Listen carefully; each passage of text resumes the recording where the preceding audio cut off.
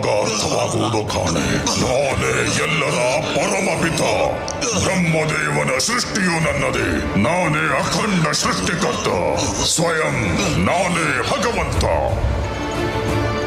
ಮೂರ್ಖ, ನೋಡು ನನ್ನನ್ನು.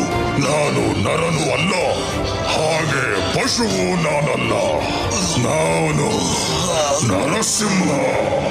ಮುಳುಗುತ್ತಿರುವ ಸೂರ್ಯನನ್ನು ನೋಡು. ಈಗ ಹಗಲು ಅಲ್ಲ, ರಾತ್ರಿಯೂ ಅಲ್ಲ.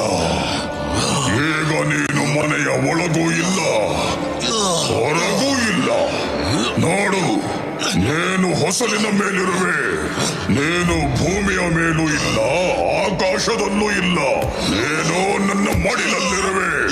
ಈಗ ಶಸ್ತ್ರದ ವಿಷಯಕ್ಕೆ ಬಂದರೆ, ನೋಡಿಲ್ಲಿ ನನ್ನ ಉಗುರುಗಳು. ಇದು ಸಜೀವವೂ ಅಲ್ಲ, ಹಾಗೆ ನಿರ್ಜೀವವೂ ಅಲ್ಲ.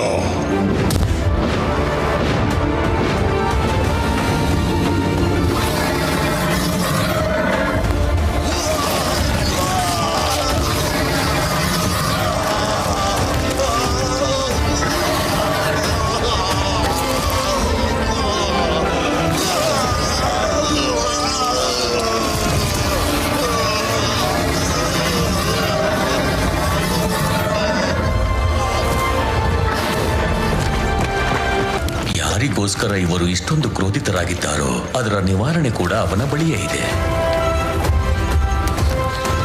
ಪುತ್ರ ಪ್ರಹ್ಲಾದ, ದಯಮಾಡಿ ನಿನ್ನ ಪ್ರಭುವನ್ನು ಶಾಂತಗೊಳಿಸು. ದಯಮಾಡಿ ಶಾಂತರಾಗಿರಿ ಪ್ರಭು.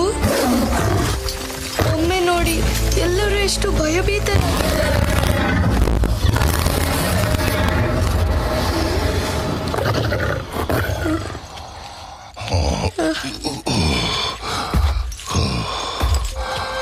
ಹೇ ಪ್ರಭುವೇ, ಶಾಂತರಾಗಿರಿ.